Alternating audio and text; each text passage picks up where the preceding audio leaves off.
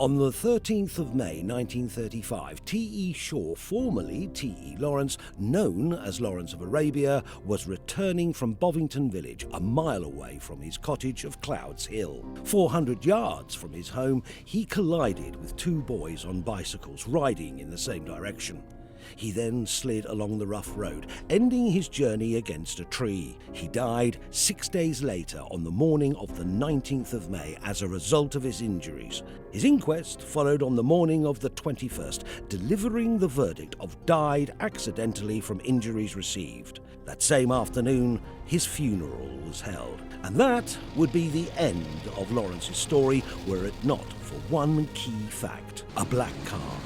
And the many, many questions that followed after it. Why did Lawrence collide with two boys who he knew were there on a road he knew well? Why was Lawrence positioned on the extreme left-hand side of the road? Why was the black car involved not seen after the crash? Why were the Secret Service on the scene immediately after the crash? Why were they already at the hospital when Lawrence arrived? Why, if Lawrence was a civilian, was a news blackout and lockdown implemented? Why was his home searched and documents removed? Why was the coroner pressurized to close the inquest quickly? Why did the boys' evidence seem rehearsed? Why were the witnesses' platoon mates not called to give evidence? Why was the evidence regarding the damage to the motorbike suppressed? Why was the inquest not adjourned to trace the car involved? Why are the post-mortem, hospital and police accident records missing? Who had the means, the motive and the opportunity to remove him? And who killed Lawrence of Arabia?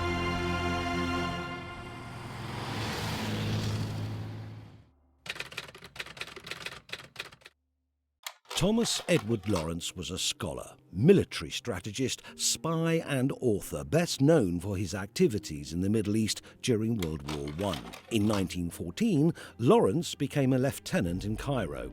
With fluent Arabic, he worked with Faisal, leader of the Arab forces, in a guerrilla operation against the Turks. Aqaba was the first major victory for the Arab guerrilla forces, which was seized after a desert march. By the time the Arab army reached Damascus in October 1918, he was physically and emotionally exhausted and left for England 2 days later. On his return, Lawrence was made aware of the secret 1916 Sykes-Picot Treaty between the United Kingdom and France, which defined how they would control the Middle East at the end of the war. He also became aware of the Balfour Declaration, a public statement issued by the British in 1917 declaring its commitment to establish a national home for the Jewish people in Palestine. Against the background of the Sykes-Picot Treaty and Balfour Agreement, Lawrence lobbied unsuccessfully for Arab independence at the Paris Peace Conference in 1919. In parallel, he worked on his war memoirs titled 7 Pillars of Wisdom. He became known as Lawrence of Arabia after his exploits were shown through the Lowell Thomas lectures. British officials regarded him as the enemy within, who stood in the way of Britain and France dividing the spoils of war. Lawrence was barred from the peace conference and was prevented from any further contact with King Faisal. In 1927, Lawrence changed his surname to Shaw. Posted to Bovington Camp in Dorset, he acquired Clouds Hill Cottage, which remained his home thereafter. Discharged from the RAF on February the 26th, 1935, Lawrence returned to Clouds Hill to face retirement at only 46. Lawrence had many different facets. How would he be described? If I had to describe Lawrence in 3 words, I would say 1, he was principled. He was a man of honor and true to himself. Secondly, he was conflicted. He had allegiances with strange bedfellows that nobody else had. And thus, the 3rd way I would describe him was feared. Because of that, the British establishment did not know what to make of him. Very complex, also very heroic, and I'd say in some ways indecisive. Intelligent, courageous and principled. Courageous, definitely. Also, I think, troubled. and ultimately tragic. How was he viewed by the British establishment in 1935? They knew he was a professional spy, but they did not know which side he was on. I think he would have been viewed with suspicion. First of all, he'd just left the control of the RAF and the Military Act and the Official Secrets Act, and he was now on his own, a civilian, doing what he wanted to do. As a double-edged sword, he was connected, he had skills, he had experience, and all of those things can be very, very good, but they can be dangerous if someone doesn't play by the establishment's rules. Just considering the things that were going on at the time, I mean, the kind of uprisings that were happening in Palestine, the troubles, etc., I think he probably was seen as a dangerous person because he could never be trusted, really.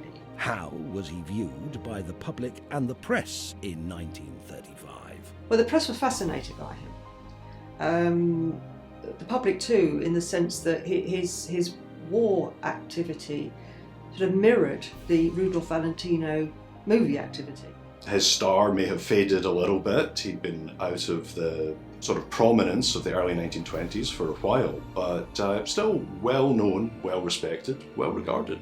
Had that sort of rock star persona, the celebrity persona.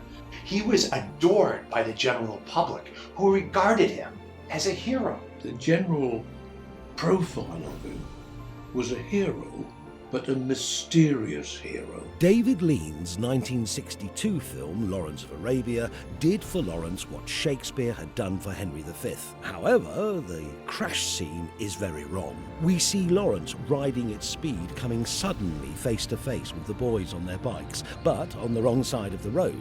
Many of the film's fans regard its depiction of Lawrence as gospel, and to them it became exactly how the crash occurred. The boys travelling the wrong way. No black car, no witnesses, and on a tarmac road. The circumstances surrounding Lawrence's crash, just 11 weeks after his retirement, have raised many questions. Corporal Catchpole and his platoon mates saw a black car pass Lawrence moments before he lost control.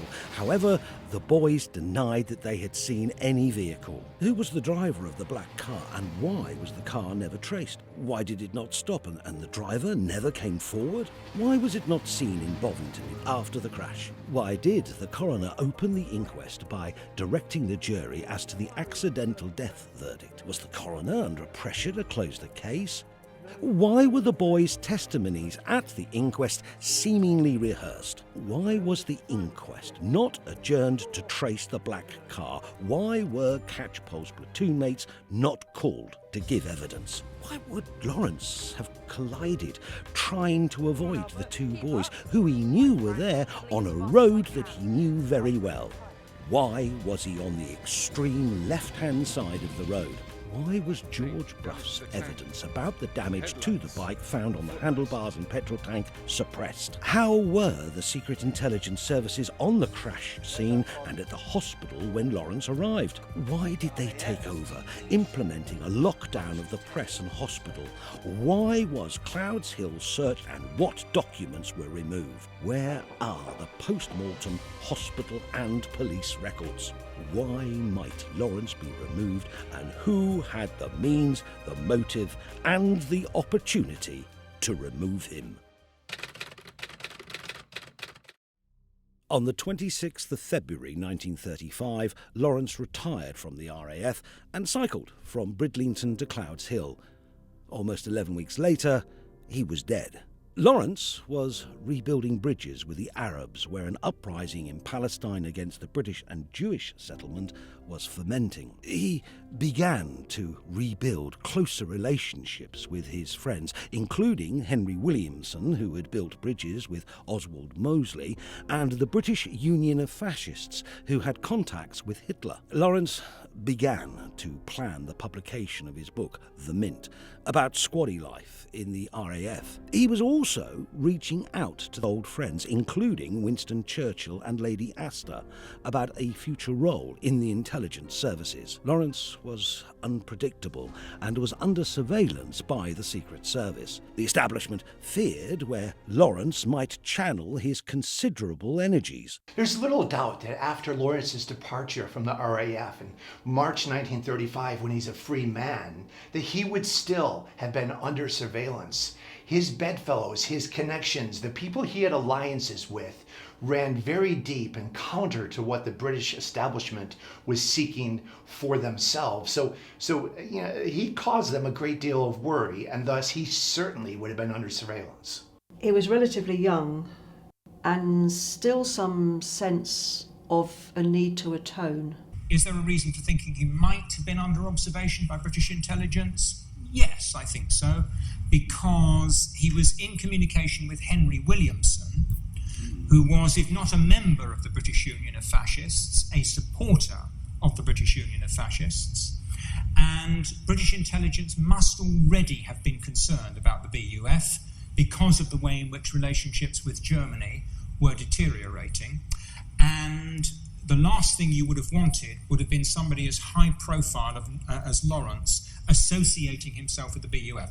He would have been, shall we say, watched, and there would have been efforts made to see where he was going, what he was doing, whom he was contacting. He'd become a very famous man, but he had become out of control of the establishment as well. While the authorities and inquest would have us believe it was a tragic accident given the events before and following the crash, there is an alternative and more compelling version of events: that Lawrence was assassinated.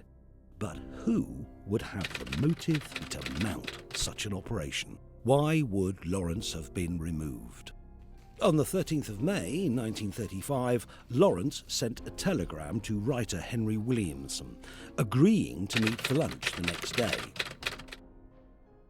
I have this telegram, a parcel, and lunch Tuesday, Wetfine Cottage, 1 mile north Bovington Camp. Sure, yes. A few days before, Williamson had sent a letter to Clouds Hill to see if Lawrence would act as an ambassador to meet with Hitler in an attempt to avoid an inevitable Second World War. It was a proposal that would have excited Lawrence, who had experienced the horrors of war. Williamson believed that Hitler didn't want a war with England to avoid another front. Lawrence had experienced the horrors of the First World War and came home with PTSD. I think he saw so much horror. He lost his friends, he lost 2 brothers in the First World War. He would do anything to have stopped a second.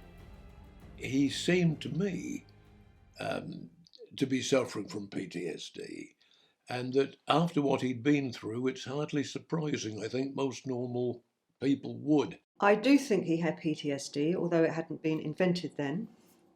He would have seen and endured things that must have been very hard to write about in the 7 Pillars of Wisdom. For example, the attack on a retreating Turkish army, that would have traumatised him, which happened shortly after the sexual trauma of Derar. Well, I mean, it's the fact that after the First World War, he felt very kind of depressed, almost quite crushed, really, because of what happened and the role that he personally played in what happened.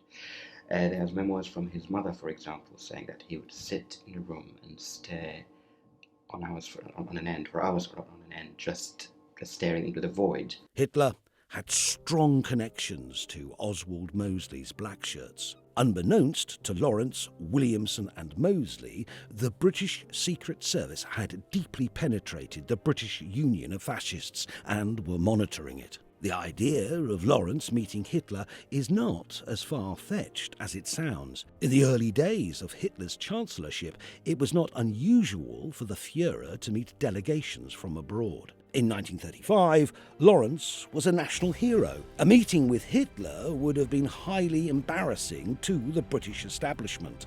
In 1937, the Duke of Windsor and Mrs. Simpson's visit to Germany was kept from the British public until 70 years later. Following the crash, Williamson discovered that the letter he had written was missing from the cottage, amongst a number of other documents. If Lawrence was trying to infiltrate the BUF or worse, join them, and potentially meet Hitler, this would have been a good reason to remove him. If Lawrence was infiltrating the BUF and feeding information back to MI5 handlers, at worst, he might have had a beating from Mosley's henchmen. The Nazis would have considered Lawrence a high-profile threat to a future war. If the Nazis had heard that Lawrence was being considered for a role in home defence, then whatever this role would have been, it is possible that they might have wanted to remove him.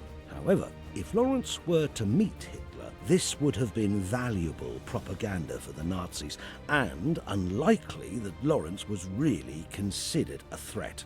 If Lawrence had actually met with the black shirts, or God forbid, had met with Hitler, it would have changed the entire outcome of the war, potentially, because Lawrence was deemed to have been a pacifist. The British establishment wanted war. Hitler wanted peace. If he had met with Hitler, it could have changed the history of the entire world.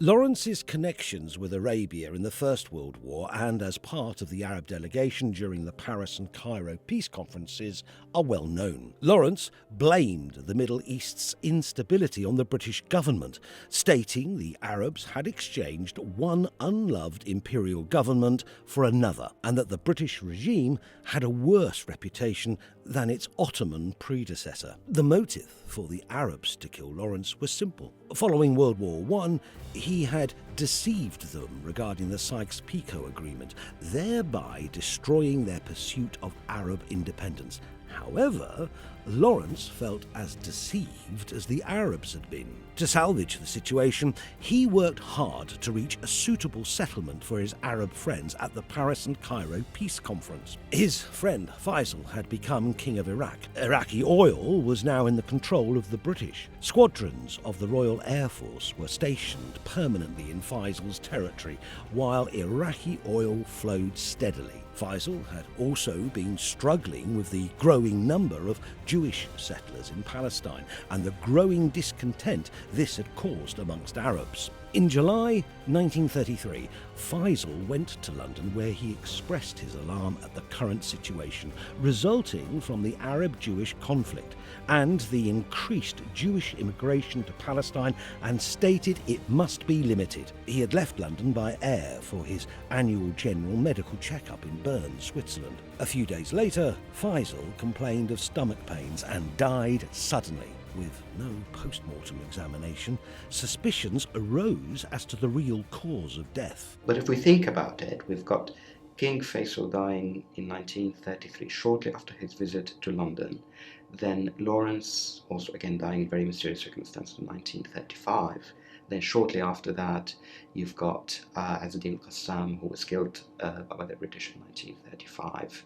And what do they all have in common? Well, I mean, they are all trained in guerrilla warfare, which at some point was very useful for the British, but suddenly it's not anymore because it's going against another promise, another pledge. Faisal was becoming an obstacle, not only to Jewish immigration, but potentially, and more importantly, to the flow of oil. It was whispered he had flirted with American oil magnates. With a gathering storm of unrest in British Palestine, a reason for removal by the British or Zionists becomes clear. Lawrence was aware of this, but would have been unable to provide any serious input until February 1935, when he departed the RAF. It's extremely likely that Lawrence was in touch with his Arabia friends and colleagues after he retired. And would have been concerned about the settlement of Palestine that had frankly gone out of control. And why wouldn't they? They were blood brothers. They'd been through so much and influenced each other's thinking. And there's a gap, I think, in the scholarship, in kind of research, looking at any communications he may have had with his Arab friends. Could these letters have been also intercepted? I mean, did they include things that the establishment did not want them?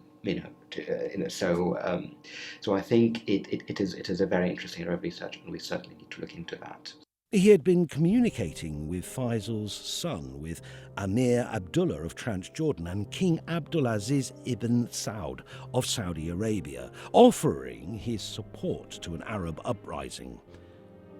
Had Lawrence taken any part, it would have been public criticism of the British and its administration of Palestine. The British establishment would have silenced him in fear of losing control of the Arabs, their oil, and a backlash from the Zionists. A few months after Lawrence's death, the Arab uprising was put down violently by the British administration.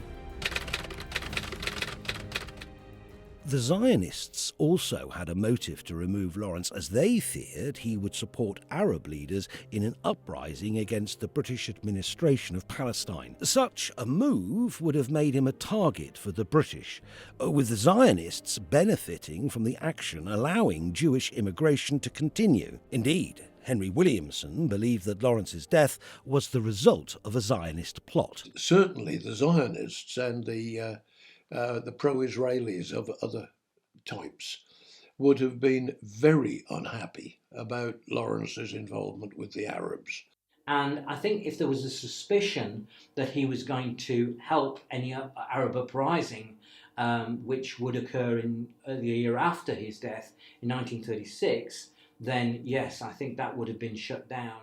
Well, that would have worried global establishment or global political powers, because Zionism was cranking up. He would have been seen as a difficult figure in all of that. I mean, the thing with Lawrence is you can never really guess what he could be up to, but I think it's very, very likely. And I think there are lots of incentives for him. I would say very kind of personal reasons and motives why he would have wanted to make things better. The importance of Middle Eastern oil became more and more important. The need for a very loyal base in the Middle East, aka Israel, become more and more important. And in fact, I think said way back when the British warships changed their fuel from coal to oil in 1914, I knew we'd be in. So all the time he was aware that it was all playing for oil. I would think most likely that it was the Zionists and the Israelis who, as we can see in the news today for what's happening in Gaza, can, at their most extreme, be totally ruthless. While we are not aware of any communications between Lawrence and the Arabs, that is not to say there were none. Any communication with the Arabs would have increased the consternation of the security service. Lawrence's communications would not only have been intercepted, any that were at Clouds Hill would have certainly been removed following his death. While the Israelis did have operatives stationed in Britain, it is more likely that they would have contacted British Zionists and the intelligence service if they had concerns, and would have outsourced any action to British intelligence.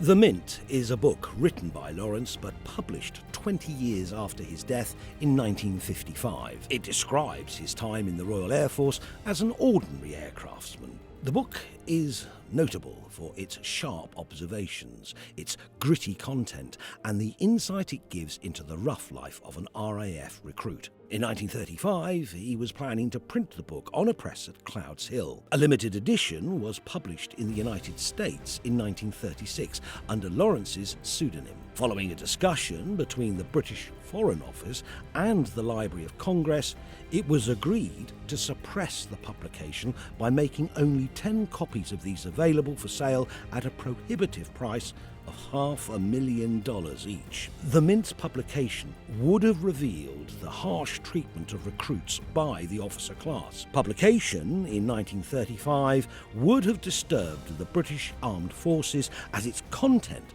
would adversely affect recruitment at a time when a war was just a few years away. It was believed that the content of Lawrence's book, The Mint, was going to be very damning to the government. In fact, they even kept a secret file called the precautions against the publication of The Mint. Very frank writing on life in the RAF, which might have been quite difficult for a lot of his fellow servicemen. They were really worried about it. And thus, when Lawrence died, the mint sort of disappeared and was published 2 decades later. We may never know what the unabridged, uncensored version really had to say. We must also include Winston Churchill as a suspect. While Churchill regarded Lawrence a friend, he was also ruthless and defended himself and his class strenuously. If Lawrence was moving towards an appeasement stance, Churchill, under pressure from patrons, would have viewed this as an obstacle and may have decided that Lawrence needed to be removed. There is also the intriguing possibility that Lawrence had been a confidant of Churchill in the 1920s. There were even plans to publish an updated 7 Pillars of Wisdom, which potentially contained a chapter about Churchill himself, which posited that he may have hastened his mother's end. We therefore have 4 reasons why Churchill may have wanted to rid himself of Lawrence, even though he was a friend. Firstly, his potential meeting with Hitler through Lawrence's connection with the Blackshirts and his anti-war stance. Next, his growing support of the Arab cause. And finally, that he had damaging information about Churchill, which he might publish. Churchill was ruthless.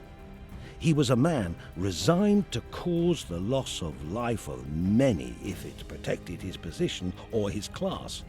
His view on Arabs, Indians, Africans and others were racist and would have been viewed with disgust by Lawrence. Churchill met Lawrence at least once in the weeks before his death. Following that meeting, Churchill may have raised more red flags in the halls of Whitehall and the Secret Service. And while he didn't pull the trigger, he may have been another adding weight to the scales against Lawrence. Churchill, for me, is a little bit of an enigma. Of course, he has a reputation as being the hero of the Second World War, but Churchill has quite a dark background. There were rumours that he got rid of his mother. There are certainly his behaviour during the war, in which millions of Bengalis died because of starvation, because he wouldn't allow food to get into India, was a huge issue. There was also genocide in Kenya. Well, I wouldn't put anything past Winston Churchill. As to motive, of course, Churchill was really pushing what was a minority position in the British establishment for a more assertive position against Hitler and against German rearmament. So if Lawrence had been perhaps more sympathetic to Hitler, then that might have been motive. History books will tell us that Churchill and Lawrence were friends. However, there's more than meets the eye. Churchill was greatly upset at the rumors that Lawrence was going to meet with Hitler. Churchill had made a promise to the Rothschilds to go to war. And it appeared as though Hitler and Lawrence wanted peace. Churchill knew the allegiance that Lawrence had to the armies and the people that he had served. Now, this was flying in the face of the Zionist backing that Churchill was accepting to go to war. So there were multiple reasons why Churchill would have been very much of the view that this man needs to be removed from the scene, because he could really throw a spanner in all the plans of the British establishment. Research by Dorset historian Rodney Legg held that Lawrence was to become director of a combined secret service, to put it onto a war footing. The directorate would be an amalgam of security services, including special branch and police. In a letter written 5 days before his crash, Lawrence wrote that something important was going to occupy his life from Friday the 17th of May 1935. The weather had kept me outdoors from dawn till dark and sent me dead beat to bed, but that ceases in 10 days.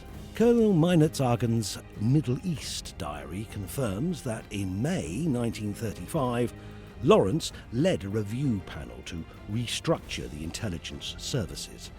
Lawrence discussed this with Churchill and others in London in March 1935. Evidence of his commitment came on the 12th of May, the evening before the crash. His friend, Pat Knowles, said that Lawrence had planned to start up a printing press, but this would be deferred as Lawrence was expecting to undertake work of national importance. Nonetheless, in whatever capacity, Lawrence would have been seen as unsuitable. When the world thinks that Lawrence has retired from military service, he's making covert meetings in London.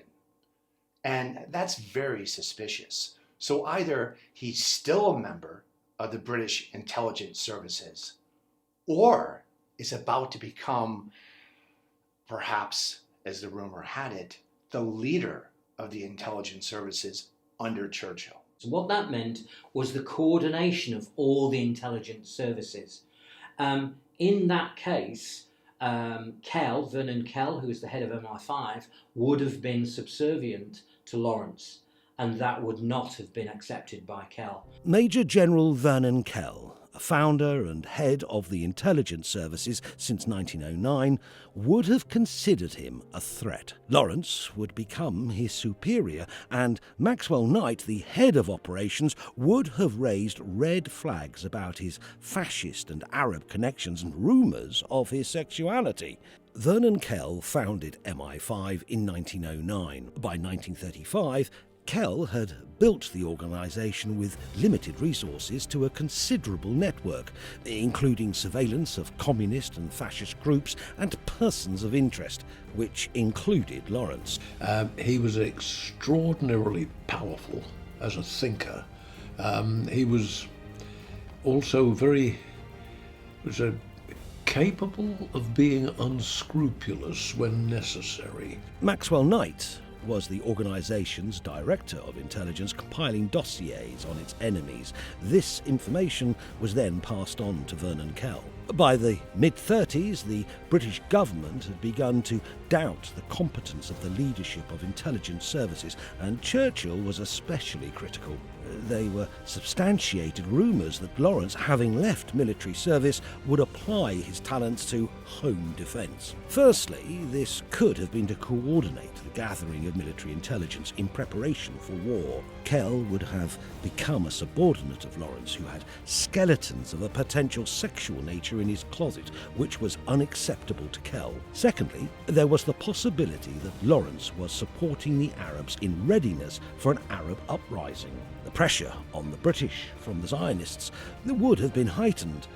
If the Arab uprising had spread to other Arab nations, Britain's access to oil during the coming war would have been highly limited, and the war would have been lost. Thirdly, there was the possibility that Lawrence, to try to stop a war, would meet Hitler, an action intolerable to the intelligence services, Churchill, and the establishment. We should also consider the effect publication of The Mint would have had on pre-war recruitment. Lawrence's reputation for being unpredictable and a loose cannon would have had a number of groups on edge. Intelligence services, Zionists, Arabs, and the British establishment. When he left the RAF on the 26th of February, he was under surveillance, and his days were numbered. Who had the motive to kill Lawrence? Who didn't? This man was a rebel, and during his tenure in the British military, he was completely ungovernable. And now that he was free, even more so. So who could have killed him and why? You have to start, I feel, with Churchill. Although they're friends, it's really clear that Lawrence has some dirt on Churchill. He's going to add a chapter to the Seven Pillars, his famed book. Churchill doesn't like that. Churchill's also backed by the Rothschild to go to war with Germany and the rest of the world, bring the US into it. Lawrence is a pacifist. How about the Arabs? Well, there was a time when the Arabs loved Lawrence, and Lawrence certainly loved them. But the British government held Lawrence out to dry and didn't fulfill the promises that he had made to the Arabs. Rather, the British establishment took care of themselves and their allies, France and others. Then you have the Zionists. The Zionists know about the Arab uprising that Lawrence was part of, and that's a threat to their plans for Palestine. Then you have Kell, who, rumor has it, Lawrence is being positioned to take his job, a job he's had since the conception of the organization of the Secret Services, which he would keep for 31 years. Then you have the Nazis. The list goes on and on and on. Certainly any one of those could be a motive, a combination of them probably would be, especially the connection with the black shirts. There may have been black shirt motivations, there may have been something to do with the possibility of his visiting Hitler and of preventing that at all costs. It may have been that the Secret Service felt he was a liability and a danger to British security. It could well have been someone in an Arab group or a Zionist group, so we could look at half a dozen possible motives by different groups from different directions. Was it someone, perhaps, who didn't want to see him promoted as head of the new proposed Secret Services? But I have to ask myself, who is better suited and better equipped to assassinate a spy than the organization that manages the spies? And that was managed by Kell. Lawrence, the loose cannon, now out of military control, was now a target. He would have begun to suspect that he was a thorn in the side of those who traced his movements and intercepted his letters. Kell, Knight and MI5 would have regarded him as a subversive, a rebel, a threat, the enemy. There were a number of groups who may have had a motive to remove Lawrence. However, there was only one group who had the means, motive and opportunity and the resources to assassinate Lawrence. This was MI5, led by Kell. All MI5 needed to do was to watch and wait until immediate action was required. The final straw was Williamson's letter regarding a meeting with Hitler, his communications with the Arabs, threats to the Zionists' plans, the publication of the Mint, and the possibility of Lawrence leading an intelligence directorship all added additional weight. The combination tipped the balance, and the word was given. MI5 would choose the right moment, perfect the plan, and have teams trained and ready. Their target was being watched day and night. They could devise an operation and choose the time, place, and method. I think it's very likely that Lawrence was assassinated. I think that he was still active as an intelligence officer. I don't think you ever truly retire from the profession. And I think that the circumstances of his death, the strange elements of the investigation and the inquiry, all point to this being a murder, not an accident. There is no doubt in my mind that Lawrence was assassinated. He was a marked man. He was a rebel. He was a spy by profession, and thus nobody knew who his allegiance was with. He was assassinated by the Secret Service, by Kell, by Maxwell Knight's B1 section under the orders of Kell. But as to the motive is more muddy. Was it because of the Arabs, or meeting Hitler, or the Mint, or the directorship? One cannot say. But I believe there are many motives and reasons for many of his enemies to get rid of him. He was a dangerous man. He was not to be trusted. He would any minute flip and take the other side, and that gave ample reason. The intelligence services had many opportunities to assassinate Lawrence. However, Lawrence was also under the watch of the press, and he had a considerable public profile, regarded by many as a hero. An assassin's knife, bullet or poison would have been highly suspicious and would have led to very ugly newspaper and newsreel headlines. Such methods leave loose ends, and Lawrence would have been dead long before May the 13th if there had been an alternative. All of those methods would have led to some very, very awkward questions on the front pages of newspapers, and it would have aroused public suspicion. When we think about road accidents, they are more, shall we say, acceptable in publicity as accidents rather than had he been found shot, or had he been pushed off a cliff, or had he drowned.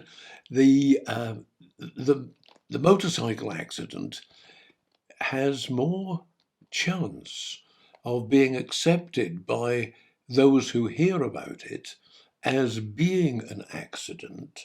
A hero's death in a crash is much more acceptable. They knew that he would probably not die outright, but once they got him to the hospital, they had a possibility of poisoning him or giving him an injection of insulin, which they were experimenting with at the time. Well, some things are harder to cover up than others. A road traffic accident is rather easy to pull off and cover up for the simple reason that they happen all the time. Lawrence's movements were well known. He rode a motorcycle at speed and lived on a remote lane.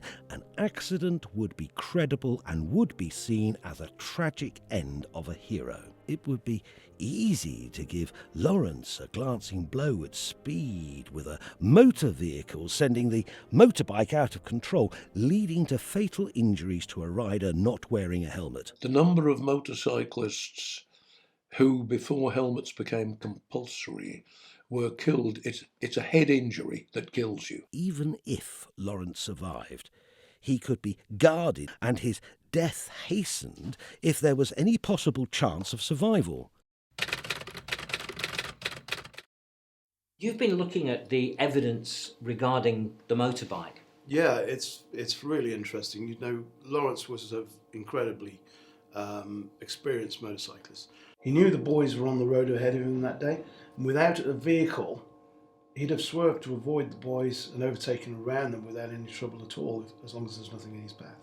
If there hadn't been anything in Lawrence's path, the approach and overtake to them wouldn't have been a problem. We know that the boys would have heard the motorcycle coming from perhaps a mile behind them, because it's a loud motorcycle, V-twin 1000cc bike, and we know from their own testimony they heard it coming and they moved over to the right. With the car blocking Lawrence's path, he could either have driven off the road to the left, but he knew he'd probably lose control of his bike and he'd avoid this. In the event, he only had a very narrow space available to go between the boys and the car. He would have braked, but of course hit the rear of the boys on their bikes. The S-shape of the boy's back wheel shows he probably hit it slightly from one side. Do you think, given the damage to the bike, that Lawrence was hit by the car? Well, if we take a look at the damage to the bike and the evidence from George Brough, who said the bike seemed to have been struck by something. Well, we've got damage to the front light, the front mudguard, the handlebar, where black paint was found incidentally. Petrol tank was dented, the exhaust dented in two places, all damaged on the right hand side of the bike. You can see here all the damage points on the bike. Given Brough's examination, we can conclude that the car glanced the bike, damaging the handlebars and petrol tank and leaving the black paint found by Brough. So you think that the damage to the bike is consistent to it being struck? Yeah, I think so. I think maybe even if the bike was only nudged, it would have been enough for Lawrence to have lost control of the bike. How do you think the front brake cable snapped? Well, I think it's probably the force at which Lawrence used the brake lever. And why do you think the wheels locked on the bike? Well, it's just due to the panic in the situation, I think. Lawrence grabbed for the front brake, which is an instant response for any motorcyclist. It didn't have the power to stop the bike, but it broke the cable. The rear brake is much stronger. He'll have stood on that brake, locking the rear wheel completely. And Lawrence's injuries, being thrown from his bike at perhaps 30 miles an hour? Yeah, that's consistent with him being thrown forward and over the handlebars. His head would have hit the road very quickly, within the second probably. His chance of survival would have been very low without wearing a helmet. With a helmet, it could have saved him from fatal injury. So, do you think the assassination plan of nudging or striking the bike could have been put into action fairly simply? It's so simple, it's almost ridiculous. You know, as a motorcyclist, you're very vulnerable. And I would think if anybody, any group were going to try and assassinate Lawrence, the absolute obvious thing is to catch him out on his motorcycle. They'd simply have to have waited for Lawrence to return from Bovington village and encroach onto his side of the road. With or without the boys actually on the road at that time, it would have been very simple. So Mark, I understand you've been trying to work out how the vehicle may have left the crash scene. Yes, one of the problems I had was trying to explain why the black car wasn't seen in Bovington. And that suggests it left the road, and naturally the assassins would have had an escape route. So reviewing the maps, you can see the road. Lawrence's direction of travel is shown as the black arrow, with the car travelling in the opposite direction, and the crash site is circled in blue. Just a few metres to the south there is a road which in 1935 would have been easily passable. Seconds after the crash, the car would veer to the right onto this road that went through Morton Plantation, off towards Morton Village, and then onto the road to London. That was their escape route. The black car instigated the accident that led to Lawrence's death, and certainly it would have been seen in the community, you know, it would have been seen in Bovington, right? But it wasn't. And that's because these are professionals. It would have been damaged. So they had an escape route, and that's why the car was never seen in Bovington. The callous and brutal murder of a nation's idol became a tragic accident, a hero's death. Who had the means to implement an infallible plan, cover it up, leaving no loose ends, and control the final chapters of inquest and funeral? There was only one organisation who could successfully carry out such an operation: the Secret Service.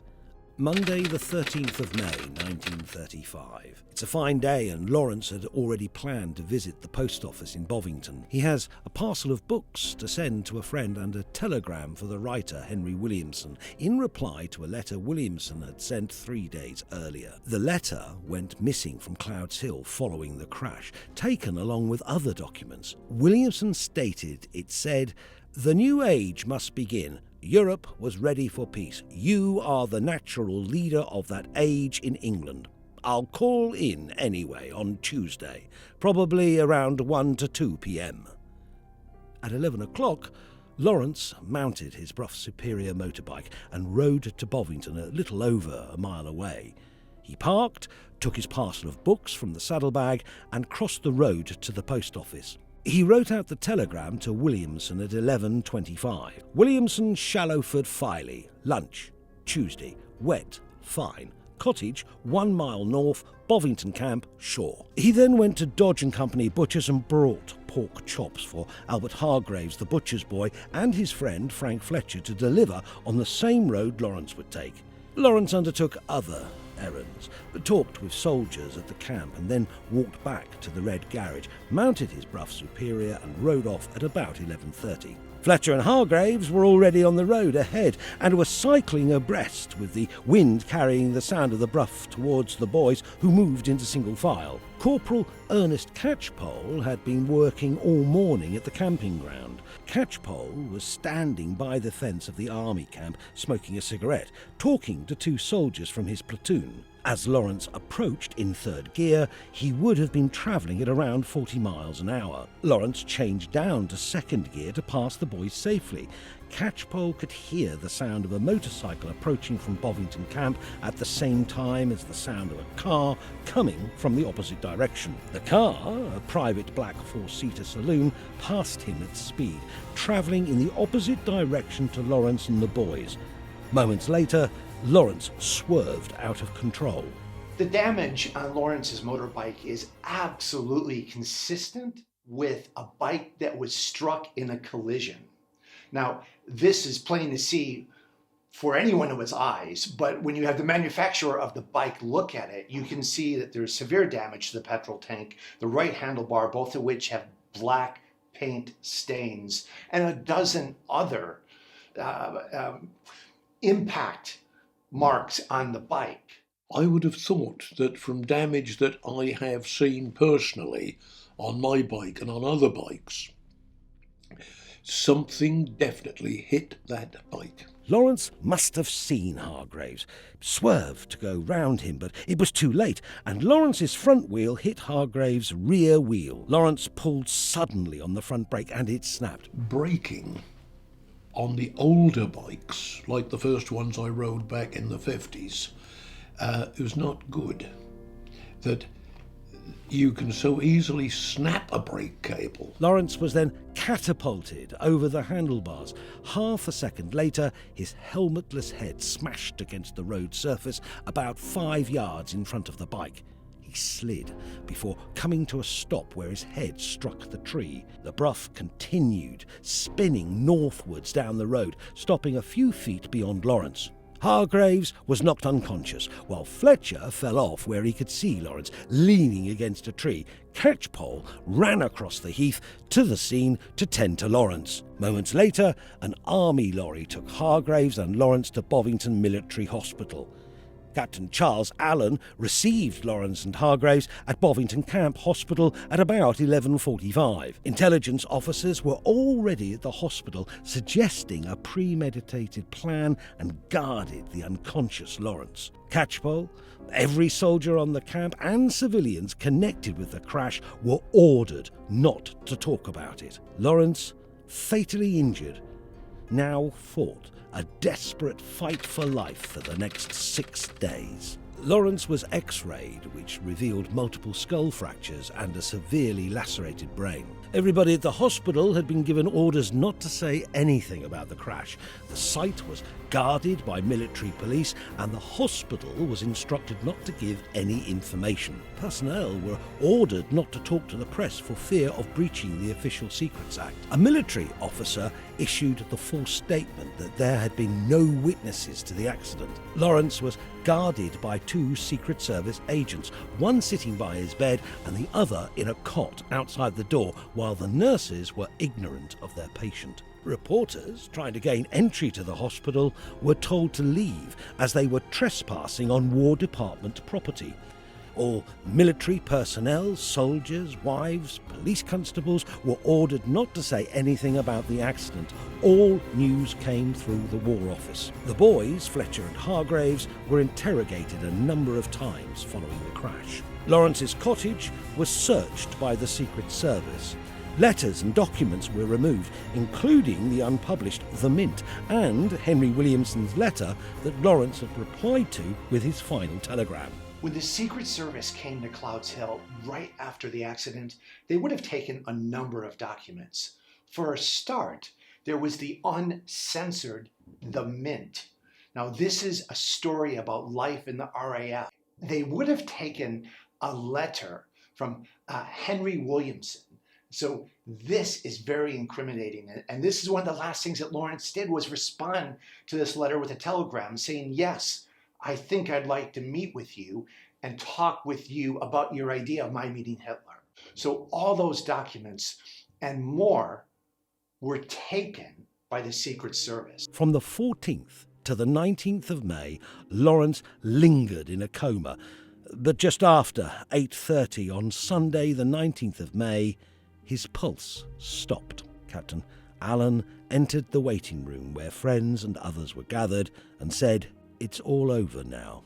A post-mortem examination was conducted and Lawrence's body was taken in the gently falling rain to the mortuary, where he lay until the funeral. 2 days later, on the 21st of May 1935, the inquest into Lawrence's death was held in Bovington Camp Hospital. The inquest is perplexing. A civil inquest held in a military establishment was subjected to security restrictions. Many have suggested the whole proceedings were stage managed. Indeed, the coroner received a telephone call from a senior government figure on the morning of the inquest who directed him to wrap things up quickly. The coroner was pressurized to close the inquest as quickly as possible due to the high-profile nature of Lawrence and the desire to make sure that the rumors that were spreading about his assassination were nipped in the bud. Coroner's inquests, much more difficult to control, much more problematic. The British government often avoids them if they can.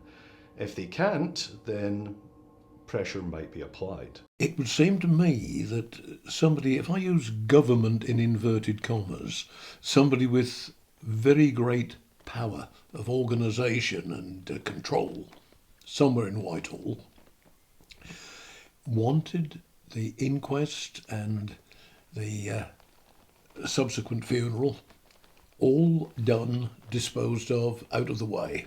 I mean, he made the point at the start of it, after this pressure was put on him, the verdict is accidental death, now let's get on with the evidence, which is a complete reversal of the normal events. And that's what I think lay at the back of it. Somebody of immense power ordered the coroner to do it in that way. The family story is that the coroner received a telephone call from a very high-ranking member of the British government telling him to get the inquest over and done with. Churchill and other luminaries were expected to arrive by special train for the funeral in 2 hours, and the proceedings had to be completed by then. Ralph Neville-Jones, the East Dorset coroner, had greater powers than he would today and directed the jury towards its final decision at the start of the hearing. Now, once you've heard all the evidence, it will be for you to bring in your verdict. As to the actual cause of death, you'll hear evidence today, medical evidence from Mr. Hugh Cairns, the neurosurgeon who carried out the post-mortem examination, and your verdict will be in accordance with that medical evidence heard. In his opening address, Neville-Jones prejudiced the jury by implying he had already made up his mind as to the verdict. Neville-Jones's statement then called Captain Charles Allen, who presented the medical evidence. Now, the deceased remained unconscious until his death at 8 a.m. on the 19th May 1935. In my opinion, the cause of death was the fracture of the skull, laceration to the brain, heart failure. Special Branch had conducted interviews with a number of soldiers who had witnessed the accident, but only one, Corporal Ernest Catchpole, was allowed to speak.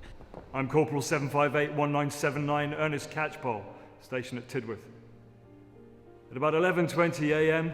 on the 13th of May 1935, I was at Clouds Hill camping ground with my platoon. We heard the sound of a motorcycle coming from the direction of Bovington Camp. Just before the motorcycle drew level with the camp, it passed a private black car going in the opposite direction. The car was close to the middle of the road. I then saw the motorcyclist swerve across the road to avoid two pedal cyclists going in the same direction. The motorcycle swerved immediately after passing the black car going in the opposite direction. I would say the accident occurred 15 to 20 feet after the motorcycle passed the car. I then heard a crash, and I saw the motorcycle twisting and turning over and over along the road. I immediately ran to the road and called for help. I found the motorcyclist lying on the right-hand side of the road. His face was covered in blood, and I sent to the camp for a stretcher. Fletcher and Hargraves' testimony followed. Front, and Hargraves was riding at the back. We were on the left of the road. When opposite Clouds Hill camp, I heard a motorcycle coming up from behind. I then heard a crash, and Bert's bicycle fell on top of me and knocked me off my bicycle. I got up and saw Mr. Lawrence go over the handlebars of the motorcycle and fall about 5 yards in front. Did you see any other vehicles on the road at any point? No, sir. There were no other cars on the road then. I did not pass a car from the time I left Bovington Camp in the accident. Albert Hargraves replaced Frank Fletcher in the witness box. Frank Fletcher was with me for company. Opposite Clouds Hill Camp, I was riding 4 or 5 feet behind Fletcher and on the left-hand side of the road. No motor car passed me about this time. Both boys' evidence appears to have been rehearsed. They would have been coached by Special Branch officers to ensure their stories tallied, and there was no mention of the black car. Put yourself in their position. Hargrave and Fletcher would have been terrified when the British Secret Service approached them and their fathers and say, listen, we don't care what you saw. Here's the story that we need you to tell. And they would have done so for fear of repercussions. And sure enough, their testimony is wooden, it's forced, And it's not the kind of language or narrative that boys of their age would naturally tell. Something very strange about the evidence. It was almost it sounded almost as if the two lads had learnt their lines to take part in a school play. Given that the boys said that they had seen no vehicle, Catchpole was recalled and challenged. None of the other witnesses observed a car. Could you have been mistaken, perhaps? No, sir. As to tracing the car, Inspector Drake stated that inquiries had been made in the district, but no other person than Corporal Catchpole could say that they saw a car.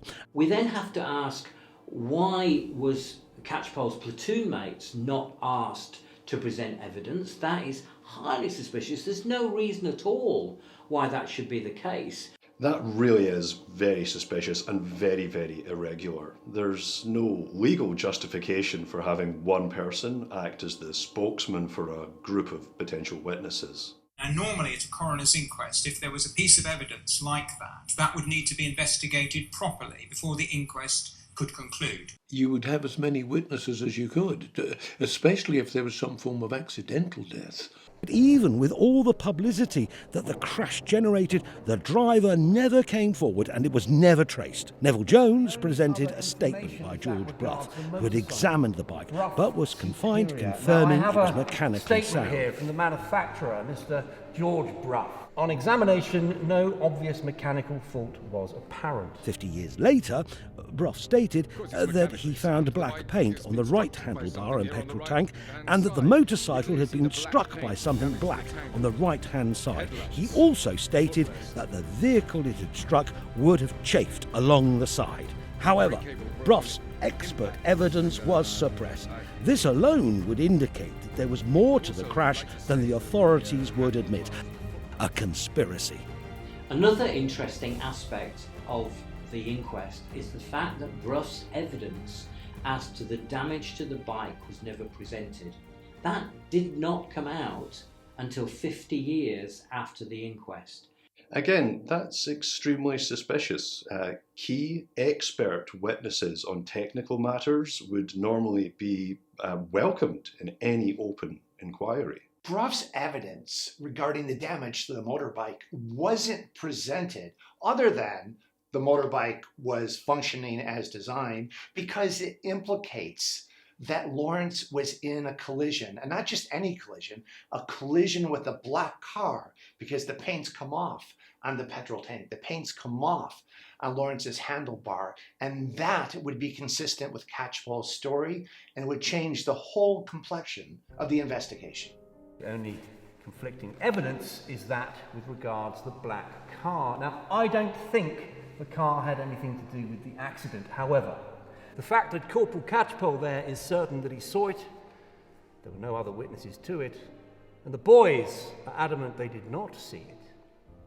Well, it's all rather unsatisfactory, is it not? Neville Jones stating that conflict between the evidence of Catchpole and the boys was unsatisfactory is certainly an understatement. Any inquest should have been adjourned for the police to trace the black car at the least. The question is, why would the inquest not have been adjourned to trace, to investigate the black car? It's the smoking gun in this story. In an inquest today, had a mystery vehicle have killed somebody, it would have been behooving on the police to trace the car. I think because they knew exactly who was in the black car and they wanted to keep it a secret. That Neville Jones did not is astounding. So, with all the witnesses and evidence examined, Ralph Neville Jones summed up and the jury quickly returned the verdict they had been directed to. The proper to. verdict to bring in would be one of accidental death. Death caused by injuries sustained accidentally. And needless to say, I completely concur with your verdict. The inquest is therefore adjourned. Catchpole's testimony became notorious, and the press, much like the present day, undertook a hatchet job on him. Catchpole's courage in the face of pressure suggests that his testimony had more integrity than has been conceded. He would have had Secret Service and his commanding officers encouraging him to change his statement under threats and intimidation. Some said he was lying or sought attention. But what reason did he have to lie? A witness of Catchpole's integrity did not invent stories, and he stuck by his truth to his dying day. Following the trial, he was posted to Egypt, where, in July 1940 in Cairo, he committed suicide, shooting himself in the head in his bunk.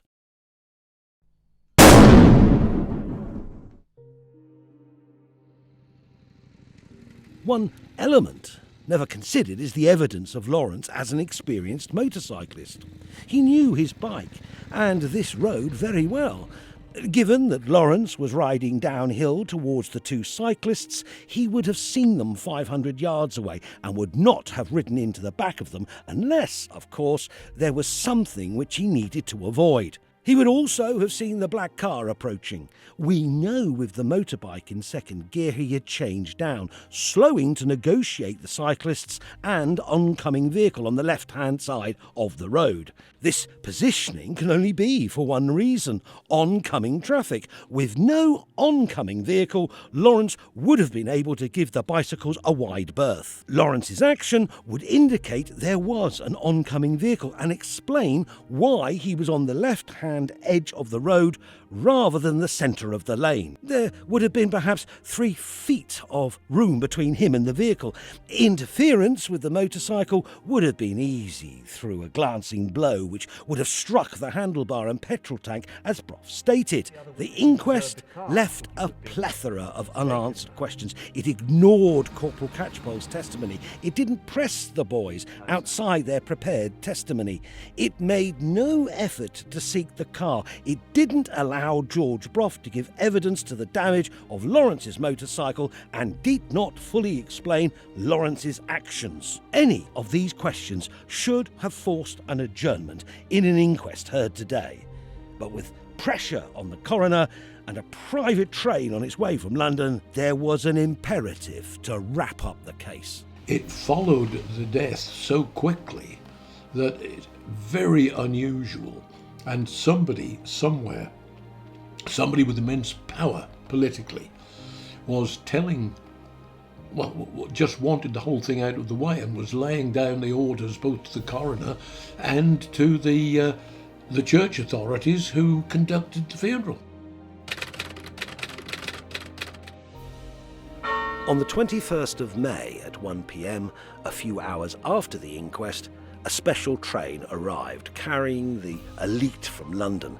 Guests included Winston Churchill, Lady Astor and many other notables. At 2 o'clock, St Nicholas's Church in Morton was packed with mourners. The service was simple, as per Lawrence's request, lacking any military pomp. The funeral route was lined by reporters and villagers, all wanting to be in the presence of the great man for the final time. One of the artefacts of the funeral is the newsreel. In 1935, an age before television, there was nothing more influential to sway public opinion than what millions saw in these newsreels in the cinema every week. The story was a tragic accident on a country lane. In this case, it was carefully stage managed. A big lie. Not so many years later, a man said, "The bigger the lie, the more it is believed." That man was Nazi propaganda minister Joseph Goebbels.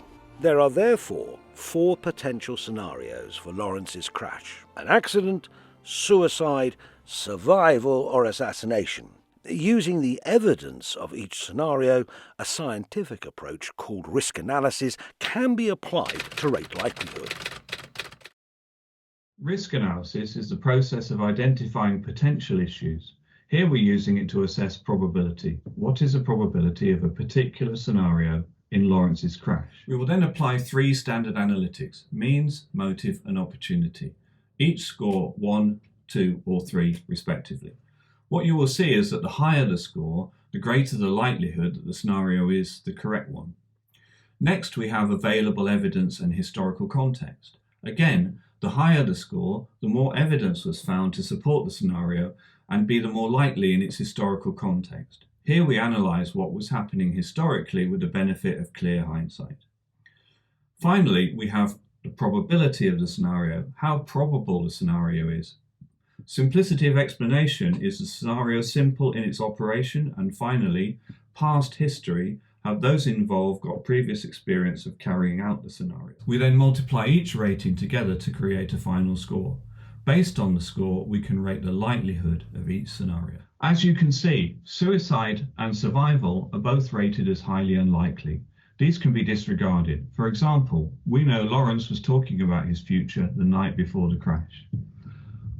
For an accident option, the scenario is possible, as it did not include the explanation the black car, which we know from a number of sources, did exist.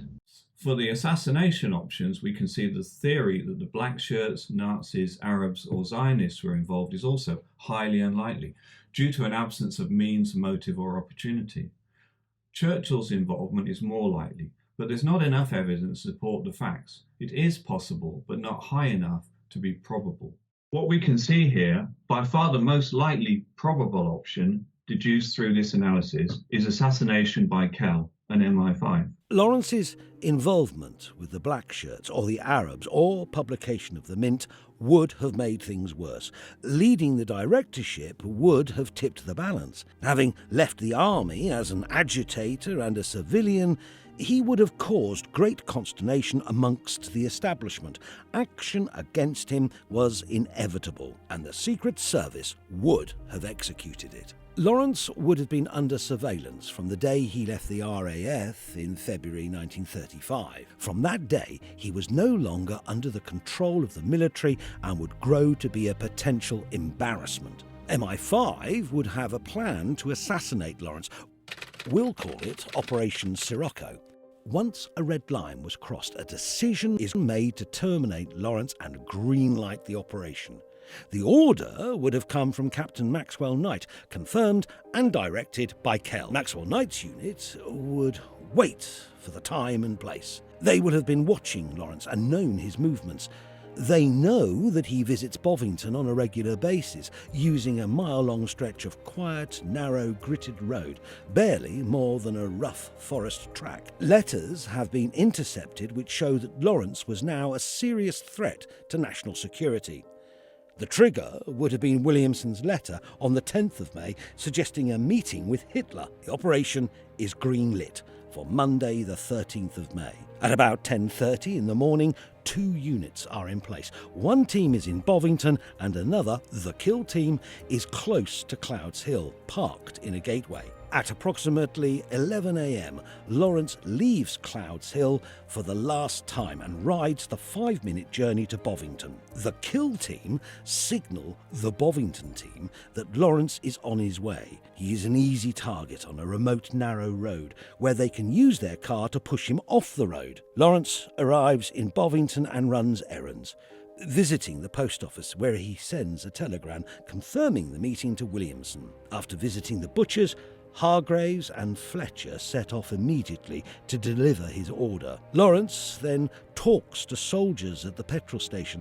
He starts his bike, which is the signal for the Bovington team to contact the kill team, who know he will be intercepted within a few minutes. The car drives 150 yards from Clouds Hill so they can see and hear Lawrence's bike coming, their engine running. The driver is at the ready and the passenger is in the back seat. They hear the loud bike and can see Lawrence roughly 500 yards away, coming down the slope towards them. They can also see the 2 boys on bicycles 400 yards in front of Lawrence. The car moves off and Lawrence sees both the car and the boys ahead of him. The car begins its run towards Lawrence to intercept him. As Lawrence approaches the car and the boys beyond, he changes down to second gear, slowing to negotiate his way around the boys and the oncoming black car. He is on the extreme left of the road. With the car on his right, he can only go to the left. He doesn't have much room, but it is enough at the speed he is doing, roughly 30 miles an hour. We know this as the gear lever was stuck in second gear, meaning he could not have gone faster than 38 miles per hour. As the car approaches, it inexplicably moves to the centre of the road to force Lawrence off the road. As Lawrence negotiates his way past the car, the rear car door opens and glances the handlebars of the bike with an impact speed of roughly 60 miles per hour. Struck by the glancing blow, the Broth veers toward the boys, and Lawrence collides with the rear of Hargrave's bike. He was an experienced motorcyclist, as I was, and he had also got a good safety record, and he had a very big, heavy, powerful bike in a Brough Superior, which is very, very good indeed. He would have seen the boys off in the distance. So why did he collide with them? The answer is he was forced to. He was virtually attacked by a black car coming the opposite direction. And there was something totally wrong about that accident. Now, it doesn't seem likely that he would have had the accident unless something had hit his bike. He is obviously trying to avoid something. If he was simply on the extreme left and was going to steer around the boys and there was no black car, there wouldn't have been a problem. He'd have just ridden around them. Lawrence was skilled enough to be able to do that. But the fact that the car was there blocked any route that he had to get around the boys and get out of the way. The circumstance of the accident, as analysed, do point almost inevitably to a collision with something that had been coming towards him and had knocked his handlebar across and catapulted him off. The Brough is now out of control, but Lawrence is pulling desperately to the right. He is frantically braking with both back and front brakes. The force of the front braking causes the brake cable to snap. The wheel locks and he is catapulted over his Brough Superior. The speed and force of the crash sends Lawrence sliding down the road. His journey is stopped by a tree and he suffers severe, fatal head injuries. For the Secret Service, this element of the crash is not pure luck. They know that without a helmet, his injuries will be serious. They know that once in hospital, they can initiate an alternative end if needs be. Lawrence is fatally injured, and all they would need to do was watch, guard, and wait. Soldiers, including Catchpole, run from the camp and arrive at the scene. Catchpole can see that Lawrence's face is covered in blood, coming from his head wound. Immediately following the collision, the damaged black car has driven 50 yards for a few seconds. It forks off to the right onto a forest track and is now driving as fast as it can towards Morton and beyond, to a hiding place until it can be disposed of. This would explain why the vehicle was not seen in Bovington village. The B team await the arrival at Bovington Hospital of the ambulance. It arrives at approximately 11:45 a.m, where Lawrence and Hargraves are hospitalised by Captain Charles Allen. Military commanders close down the camp and Lawrence is guarded 24 hours a day. Officers, soldiers, nurses and other personnel are told that on no account should they discuss the patient or the accident. The boys' fathers are told to keep them silent. Catchpole is cautioned that he should not confuse matters by mentioning the black car.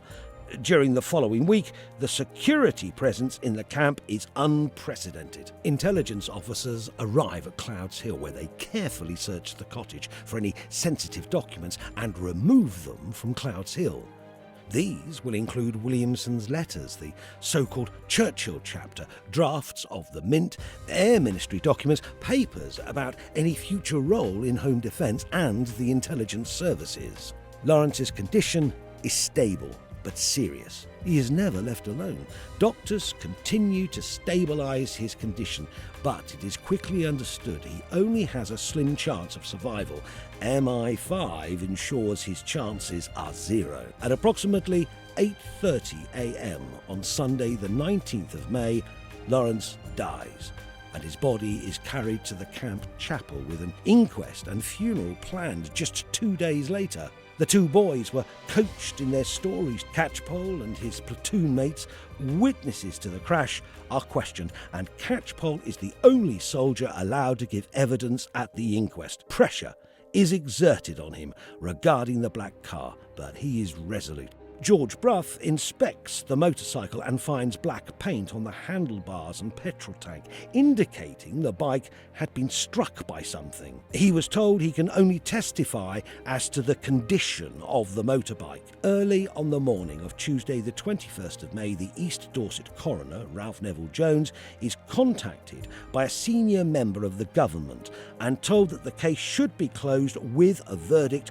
of accidental death. Opening the inquest, Neville Jones steers the jury of 7 towards this verdict. The boys' statements seem wooden and rehearsed. Their testimonies conflict, and they insist they had not seen any black car or any other vehicle. Catchpole is called and insists he had seen a black car, describing it as a saloon travelling at approximately 30 miles per hour. At the end of the inquest, he is recalled by Neville Jones and given a chance to retract his statement. George Bruff only gives written evidence that the motorcycle was mechanically sound and is not allowed to present the damage he has observed on Lawrence's motorbike.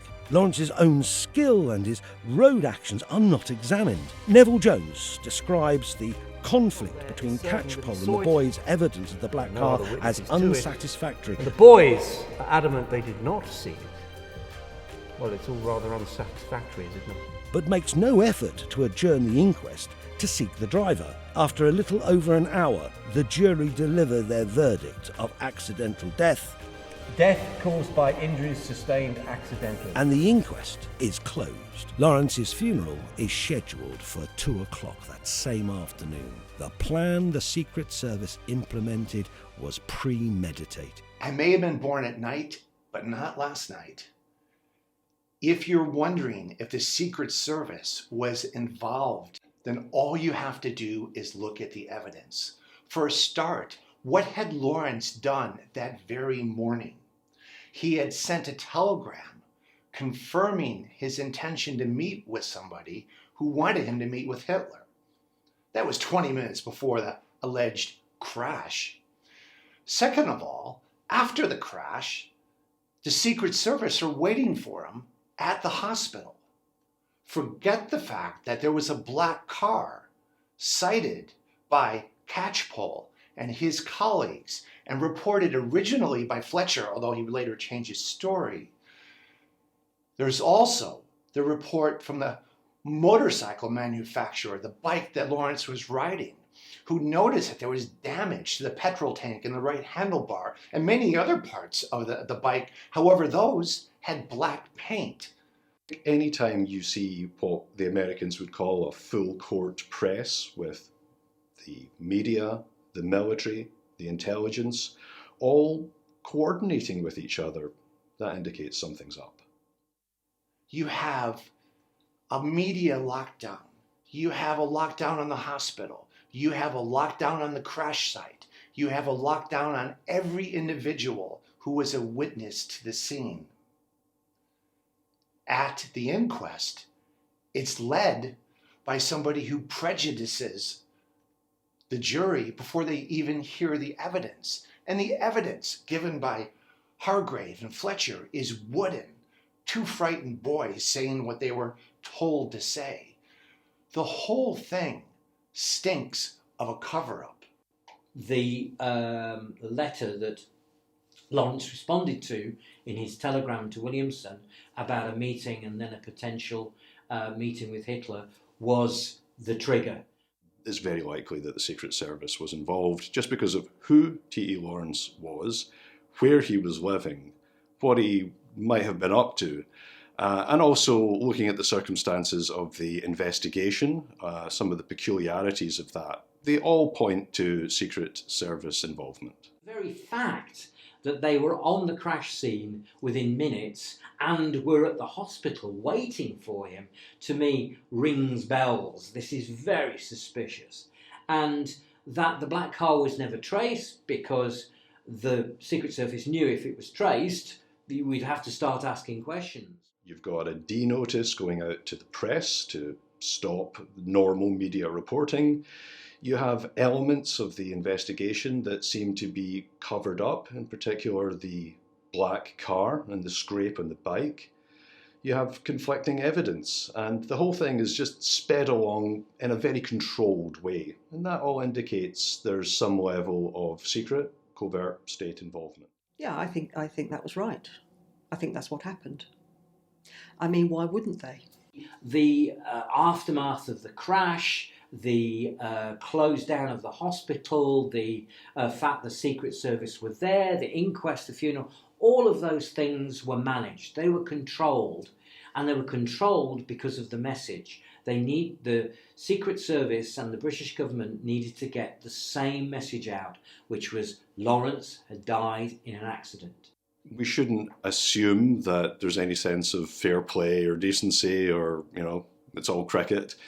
This is life and death stuff. And the British establishment, different factions within the British establishment, were facing war, global war.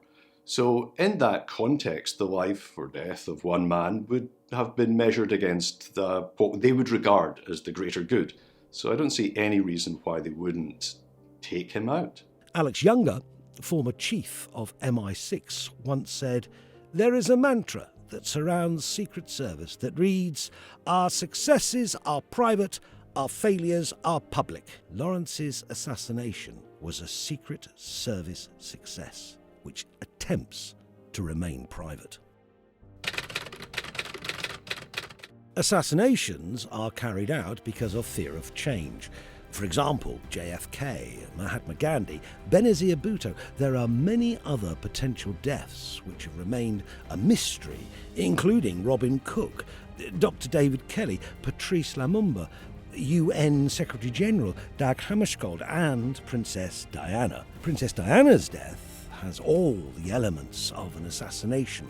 The similarity between Lawrence's death and that of Princess Diana is striking. Both Diana and Lawrence had a high public profile, continually running from the press, and their deaths caused an unprecedented outpouring of public grief.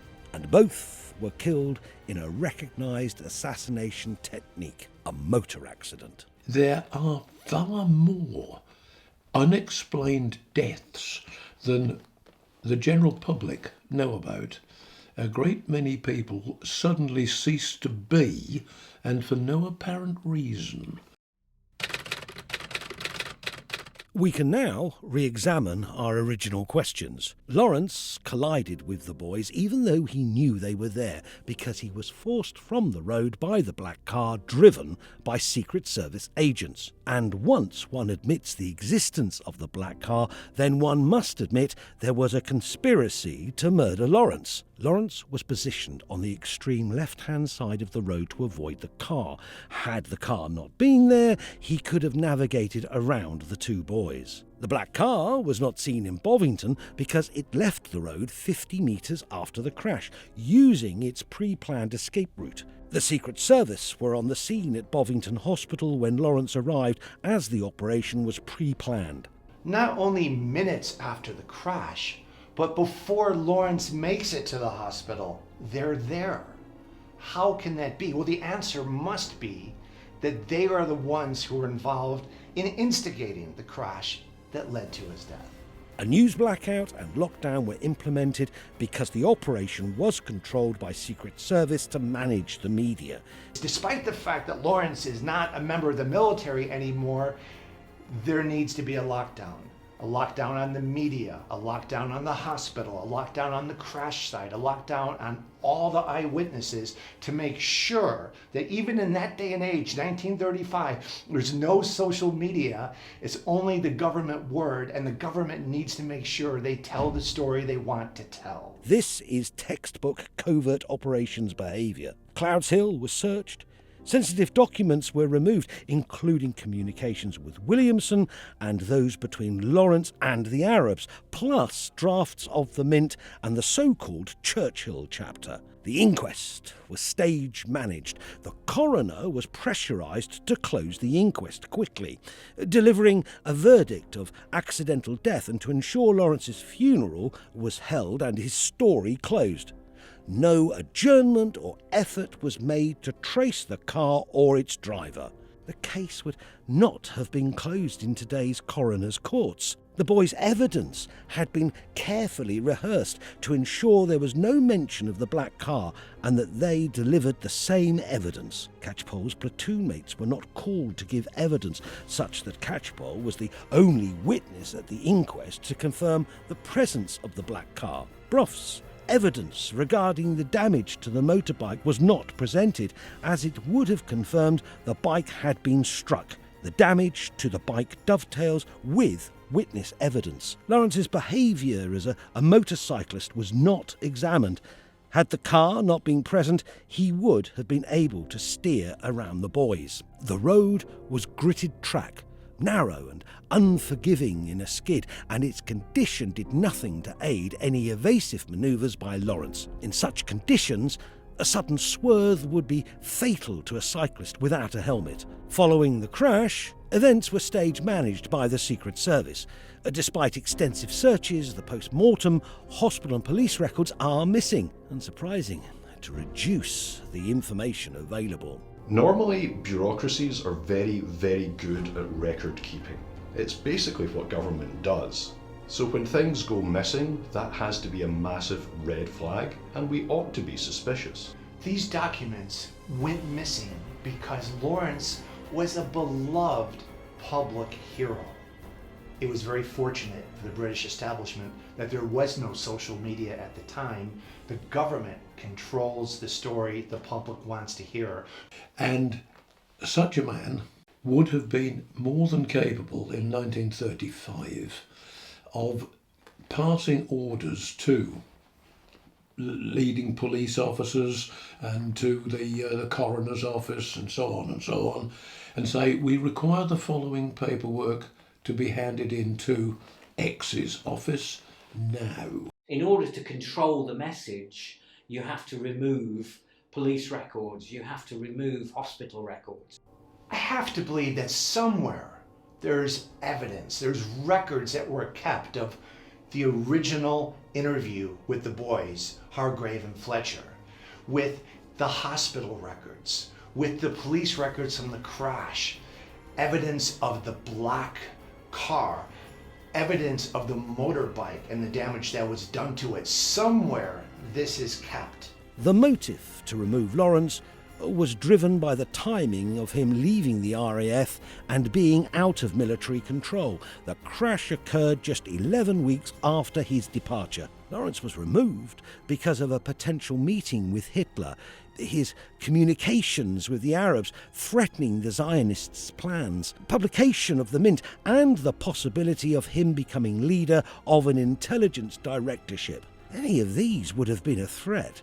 The combination made Lawrence's future unacceptable to the British establishment. On the 13th of May, 1935, T.E. Lawrence was fatally injured in a motorcycle crash on his beloved Brough Superior, ultimately costing him his life 6 days later.